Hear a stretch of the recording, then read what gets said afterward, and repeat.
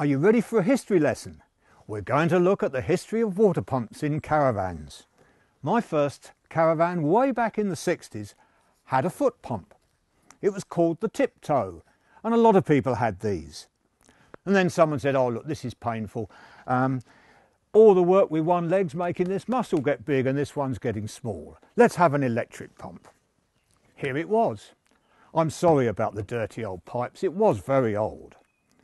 But then of course it didn't seem to work very well because it's a paddle wheel pump, and if you've got air bubbles in there, the water wouldn't go through. You had to fill it with water, which is called pump priming. And how it was done is, it was joined up with our good old foot pump again. So you started off every time you filled your water container with fresh water by priming it using the foot pump. That took the air out of here, and then it would work efficiently until your water container ran out. Someone then had another idea. Paddle pumps are good, they drive the water along the pipe, but let's have one which is submersible, that you actually drop into the container. This container hasn't really got a very big neck, but it just about accepts the pump. So that is submersed under the water, the air is purged, that is pressed into the side of the caravan.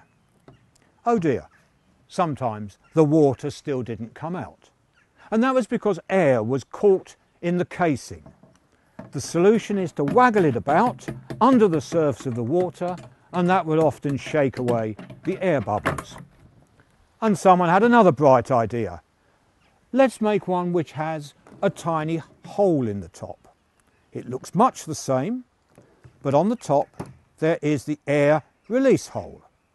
As soon as you lower it into the water floods into the receptacle, into the casing, and the air comes out. So those are submersible pumps, and there is a tip. If you've got one of these and you go abroad, when they break, if this cracks and water gets into the electrics, they're throwaway. And you don't find many like this abroad with exactly the same couplings. So going abroad, take a spare. Well, now of course a few caravans are fitted with the super duper diaphragm pumps. A diaphragm pump works totally differently.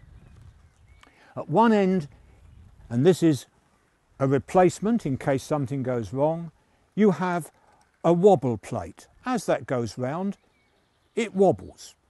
And as it wobbles, it presses down the ends of little pistons. And those pistons draw the water in and forcibly send it on its way. The only thing is, they will be absolutely ruined if you get grit into the mechanism. So on this pump, you would have on the inlet side a special filter that has a metal mesh that intercepts any bits and pieces that might be in the water and which would certainly damage the pistons.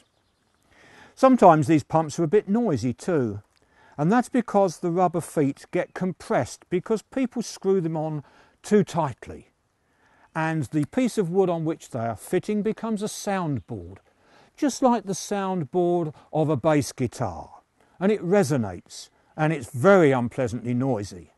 The answer is loosen off the screws, or if these are just too deformed, well then replace them completely. A history of pumps, right from the foot pump, the one that makes you develop big leg muscles, to the really fancy high pressure one for that extra special hot, powerful shower.